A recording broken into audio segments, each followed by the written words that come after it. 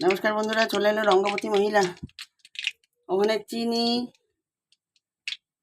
তারপরে গরম মশলা দিয়েছি, তেজপাতা, জিরে দেওয়া হয়েছে। আচ্ছা, এখানে আছে দুটো কাঁকড়া বড় বড়, ঠিক আছে। এর মধ্যে আদা, রসুন, পেঁয়াজ, জিরে, ধনে, হলুদ, লঙ্কা সমস্ত দিয়ে রেখেছি।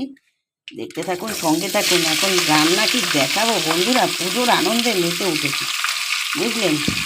রান্না করবো, খাচ্ছি ঠিকই, ভিডিও আর হচ্ছে না। আনন্দ করে মেতে বেড়াচ্ছি, কাঁকড়া খাবো জমিয়ে।